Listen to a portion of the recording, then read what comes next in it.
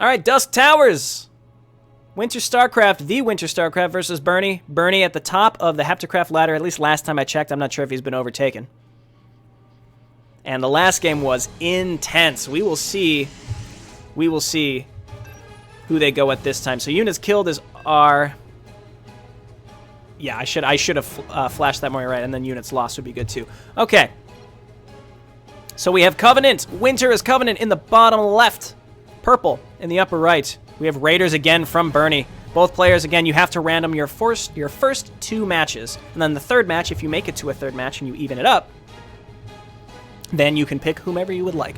BuRny played very, very, very good mech Raiders. Couldn't quite hold on against the marauding Winter last map. That game was excellent and quite long. One of my favorite matches that I've watched so far, without a doubt. So we'll see how BuRny can do now against Covenant. Now, I don't think I've ever seen this. You know what I did? I did see this matchup, and I saw Summerloud playing Raiders against... it may have been Calavie, I'm not sure, playing as Covenant, and we saw... I think that was when we saw Harriers just over and over and over kill so many Raiders units. So we'll see how Winter decides to play here. We might see the same type of tactics here, dropping his Tall Dream Anvil and probably moving forward to warping some devotees. Again, very standard opening from Covenant. Now, I've been kind of taunting. I've been sort of lauding how there's no real build orders. I think each subfaction has a very standard opening against any race, and I think that when you're playing as Covenant, your standard thing is drop that Anvil and get some devotees out, because they're so fast. They can get across the map so quickly. There's our Mule Scout from BuRny checking for a fast expand, though I don't even know if Winter could have gotten an expansion out that fast if he wanted to, considering the Anvil went down. I'm not sure. Here comes the Mothership moving. A difference now, I realize now, the Mothership can move while it's building that devotee. That's interesting. That's another small change that can actually make a big difference here, because it's getting just ever so slightly closer. Ever so slightly closer. We got a bunker going down by BuRny. I assume he's just expecting to see that devotee rush. He saw the Mothership moving slowly across the map, so if he can get this bunker out with even just 1 or 2 Marines in it, he'll be able to hold off against any devotee rush, assuming he closes this supply depot in time. So I'm actually surprised we don't see too many more Harriers in these matches. It's mostly just Ascendants. I suppose Ascendants do even better splash damage than the Harriers. So I don't know what I'm saying. The Ascendants, it's hard to say. Again, the build time of the Ascendants isn't an issue. It's that cooldown of 4, as long as you have dead devotees to feed the energy into the Mothership. All right, and seeing now that Winter trying to push up the ramp with his devotee. He's just going to probably sit him here, though, to deny a third base. We do have a second base going out from both players. About the same timings, not that close, but about the same.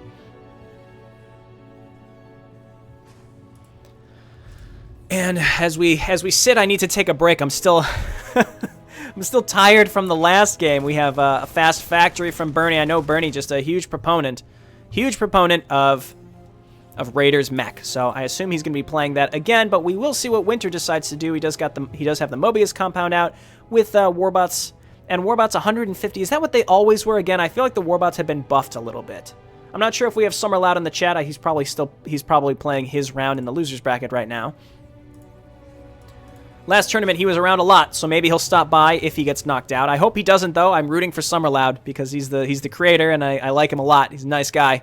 And this mod deserves more attention. He's only because it's so well made, and he is just such a friendly fellow. And so make sure you check out the HeptaCraft Discord and give HeptaCraft a shot if you are even remotely interested. Give it a shot. Tall Dream Citadel going down quickly for those fast ascendants. Does he even have any dead devotees? He doesn't have any dead devotees, so even if this Citadel finishes, he's not going to be able to make any ascendants because you need those dead devotees. Is he making anything out of the Mothership right now? No, he is not. Just got a real cool idle animation, I suppose. He's got this devotee just sitting here. He may just want to suicide it.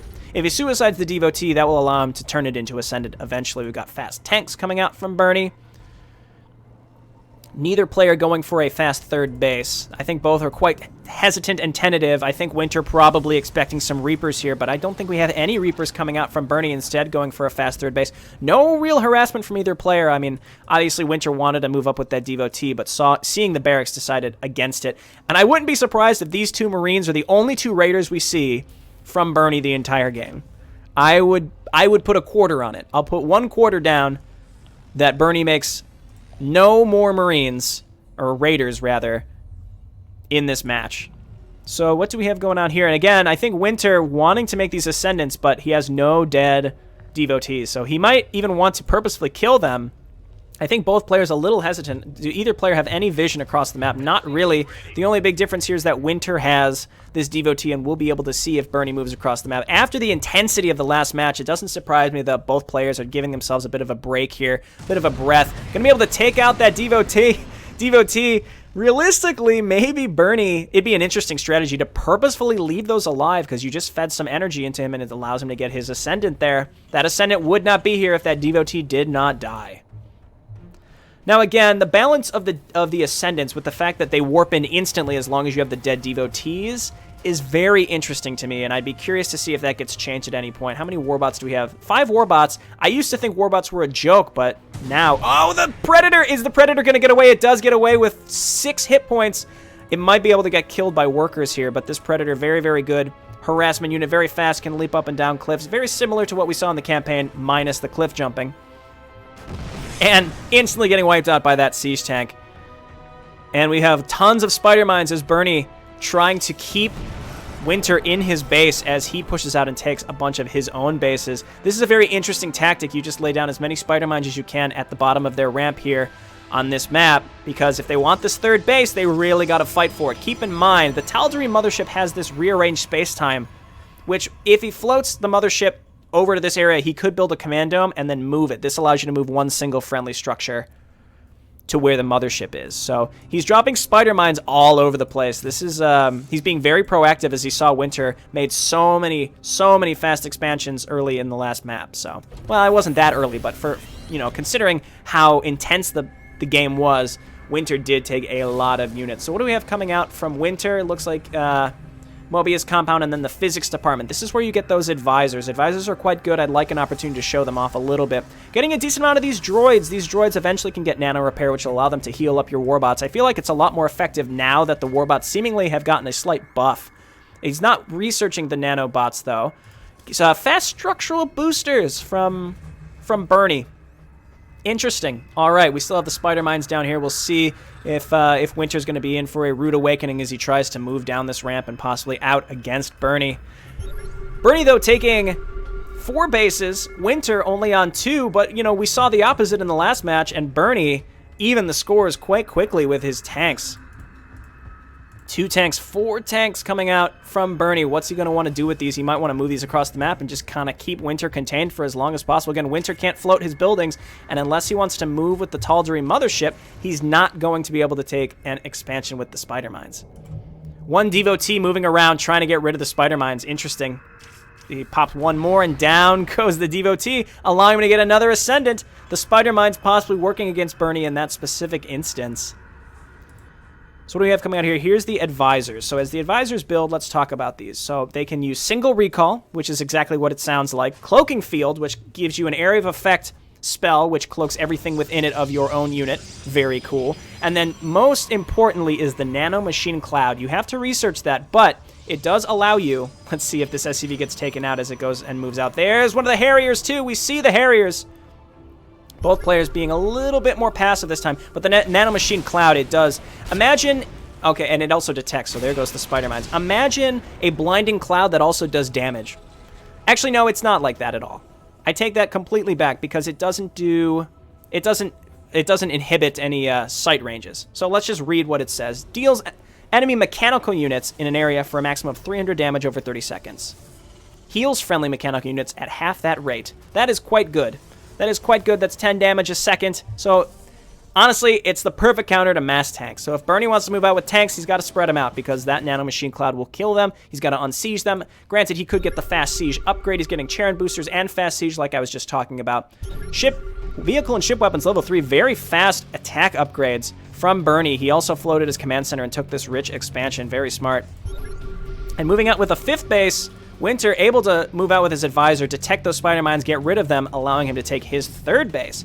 And there's that Harrier, like I was saying. We'll see if he gets the range upgrade. We do have 2 hybrid cells out right now, so he's going for I don't know what's considered fast. I wanted to say fast hybrid Reavers. He's got 2 Reavers right now, so this is going to help him plow into some of those tanks. 700 700 health and how much armor? 3 armor is nothing to joke about. Granted, with the amount of tanks that BuRny has, they might just get chewed up. But if he gets some of those hybrid experiments, which he is, he's building 2 hybrid experiments. This is going to allow him to tech into later hybrids. This is something we have not seen from Covenant in any of the games that I've ever casted. There's the hybrid experiments. You get those from your Tal'Darim mothership. And does he have nano repair? He's not getting nano repair, but he does have the sensor power, which will allow him to see. And what's going on with this orbital command? It looks like he's going to take the opposite side of the map's rich mineral fields. Very interesting. We have an advisor moving around here, trying to sneak in. BuRny actually having a missile turret here, just in the right place. Now the thing is, the SCVs are mechanical, so if the advisor hits those, that's a big deal. So with the structural boosters, he's able to scout the enemy base with a barracks, because it actually moves quite fast. The missile turret going to start pecking away at it, though. Probably going to get away, though, before it does any damage. Missile batteries are quite good. They can attack air and ground. They have multiple attacks like that, so they're very good against things like hardened shields, things like that. 5 damage, 8 attacks, 40 damage. You can see they attack pretty slow, though. And I really like how BuRny decided to take this rich mineral field. That's pretty interesting. Hey, have you ever gone most of the day and then realized you haven't eaten anything? I have. My wife brought me a sandwich at the end of the last game. I need to eat that. After this game, I'm gonna scarf that down before the 3rd game starts. He says, assuming there'll be a 3rd game. I don't know. We'll see if Winter can pull out a sweep against BuRny. I don't like to call it a sweep, though, considering how close it was. We have a large group here. There comes Nano Machine Cloud. It's going to be very helpful against this composition, specifically of BuRny's. BuRny might have to adapt into more of a bio build if we see a lot of the Nano Machine Clouds. We have hybrid Nemesis being built now because there are enough of the hybrid experiments. Lastly, you can get hybrid Dominators. You need 3 hybrid experiments, and you can get a Behemoth. Basically, just direct upgrades over the Destroyer and Reaver. Just way too good. And when I say way too good, that's hyperbole. I'm not saying that it's unbalanced. I have no idea. I've never actually seen them in action. We do have these frigates as well. Very good anti-air. Think like Liberator anti-air. Splash damage, kind of like a Valkyrie. Very good. And you can eventually get these Tesla cannons, which is sort of like a weaker Yamato gun. This is a really cool composition here. So here we go. Does BuRny have enough anti-air? There's the Nanomachine Cloud going down. Actually doing a ton of damage to these Goliaths and tanks. Oh, does BuRny realize this is happening? He needs to unsiege and get those out of there, like, right now. Oh, they're all going to go down. Wow! So many units go down right there. Look at the resources. Oh, that's wild.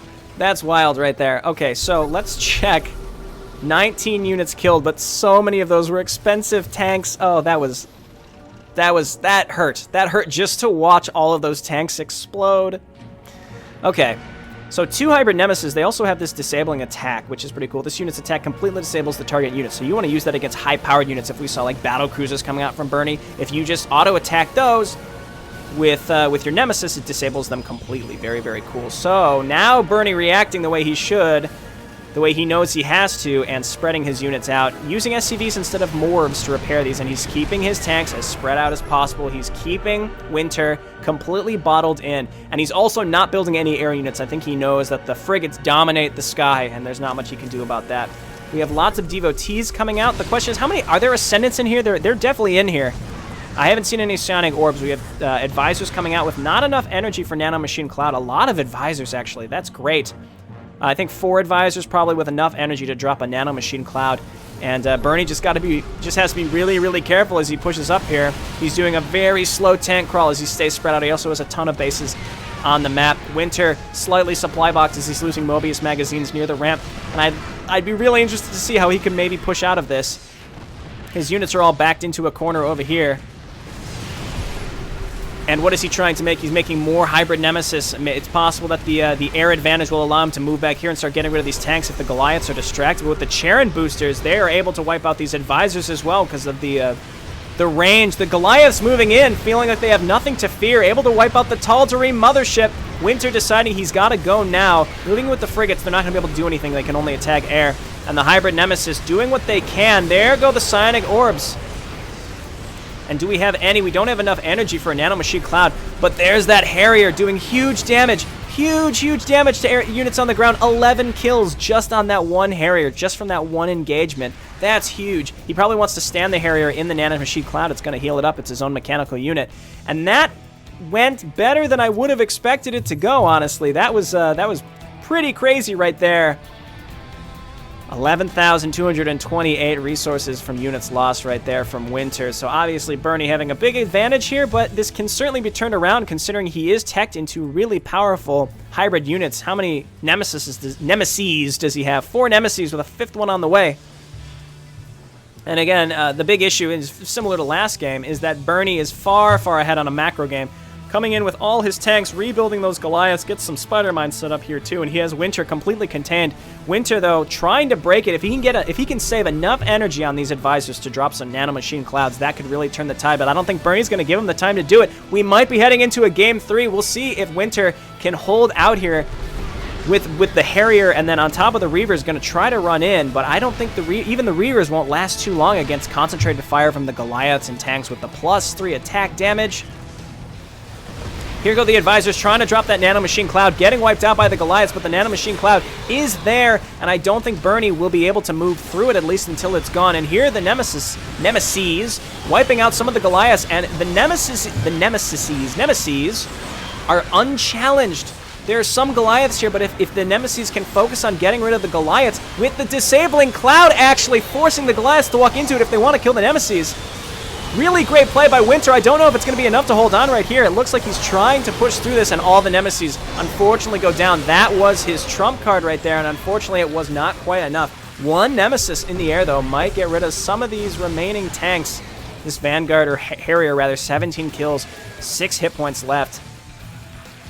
And this remaining nemesis doing its best. Both players surprisingly still close in supply. BuRny just moving all across the map. He has not landed these command centers because he's, I think, focused perhaps on his siege right here. And I'm surprised Winter has held on. I don't know why I said anything about a game 3 earlier, because this is still happening. The nemesis seem excellent, but with this amount of Goliaths still coming up, it seems like all BuRny has to do is switch some of his production a little bit more into nemesis, and he'll be able to... or excuse me, into Goliaths, and he'll be able to kill these nemesis, and that was the big difference. You'll notice these Mobius SCVs can't repair for crap. I'm not sure what that's about. And here comes BuRny trying to put the nail in the coffin again. If he gets rid of all of these nemesis, I don't think there's going to be anything Winter can do to hold on. And Winter's supply dropping while BuRny stays pretty consistent. And there's the GG. We have a 1-1 series as these players go into Game 3. What a great series this has been so far.